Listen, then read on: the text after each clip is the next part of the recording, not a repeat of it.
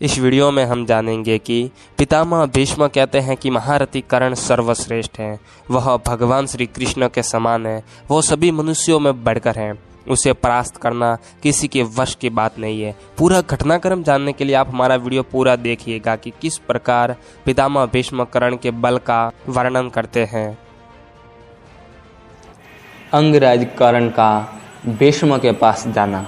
संजय कहते हैं, महाराज शांतनु नंदन भीष्म के चुप हो जाने पर सब राजा वहां से उठकर अपने अपने विश्राम स्थान को चले गए।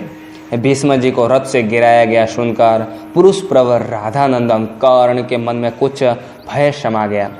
वह बड़ी उतावली के साथ उनके पास आया। उस समय उसने देखा महात्मा भीष्म सरसैया पर सो रहे हैं, ठीक उसी तरह जैसे वीरवर भगवान कार्तिकेय जन्म काल में सरसैया पर सोए थे। वीर भीष्म के नेत्र बंद थे।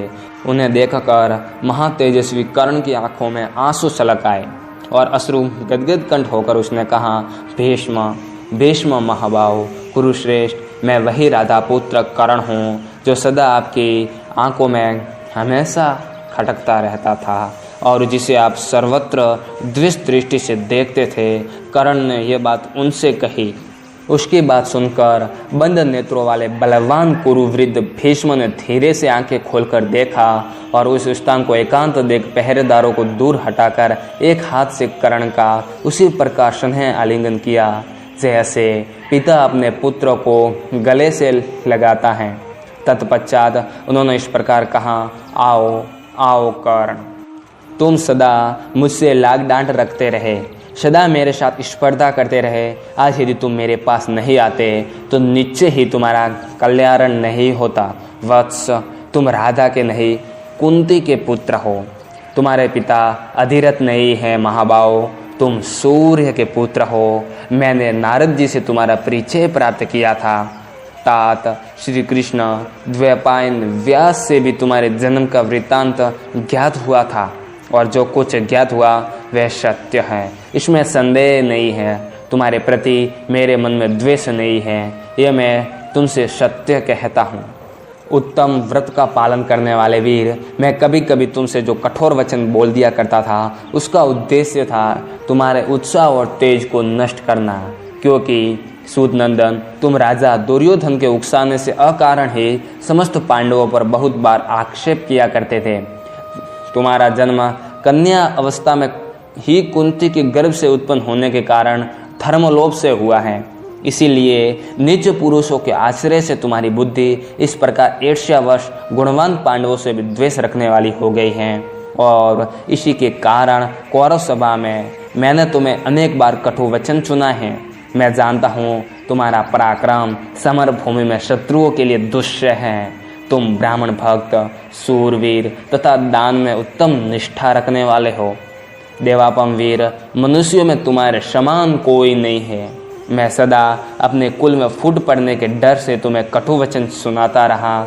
बाण चलाने, दिव्यास्त्रों का संधान करने, फुर्ती दिखाने तथा अस्त्र बल में तुम अर्जुन तथा महात्मा श्री कृष्ण के समान हो।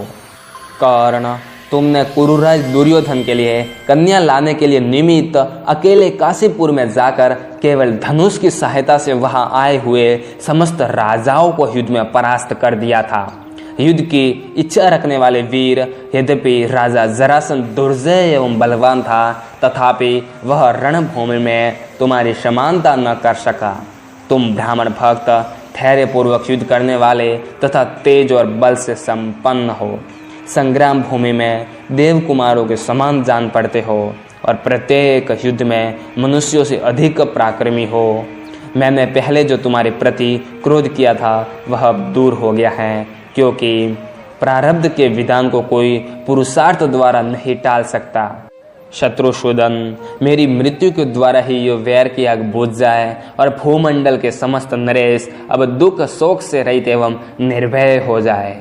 अंगराज कर्ण ने कहा, महाबाहो भीष्म, आप जो कुछ कह रहे हैं उसे मैं भी जानता हूँ। ये सब ठीक है, इसमें संशय नहीं है।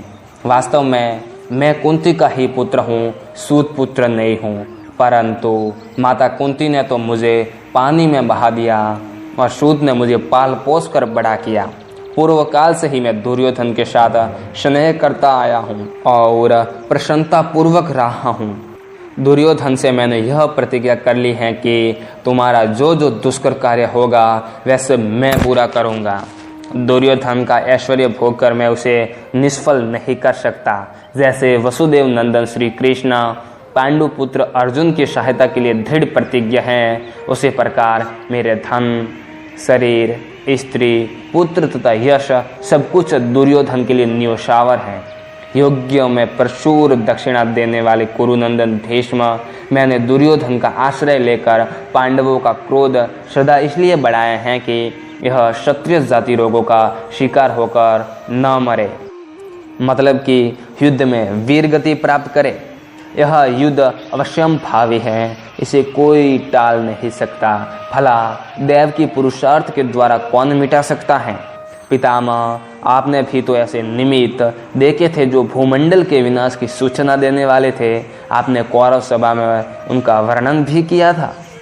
पांडवों तथा भगवान वासुदेव को मैं सब प्रकार से जानता हूँ। वे दूसरे पुरुषों के लिए अजेय हैं, सर्वथा अजेय हैं। तथापि मैं उनसे युद्ध करने का उत्साह रखता हूँ और मेरे मन का ये निश्चय विश्वास है कि मैं युद्ध में पांडवों को जीत लूँगा।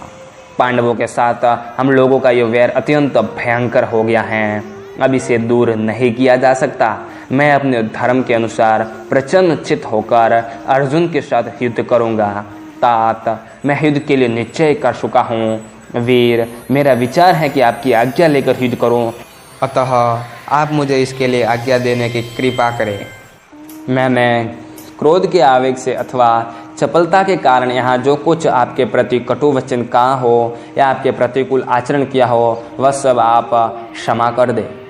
भीष्म ने कहा, कर्ण, यदि यह भयंकर वैर अब नहीं छोड़ा जा सकता तो मैं तुम्हें आज्ञा देता हूँ, तुम स्वर्ग प्राप्ति की इच्छा से युद्ध करो। दीनता और क्रोध छोड़कर अपनी शक्ति और उत्साह के अनुसार सत्पुरुषों के आचार में स्थित रहकर युद्ध करो।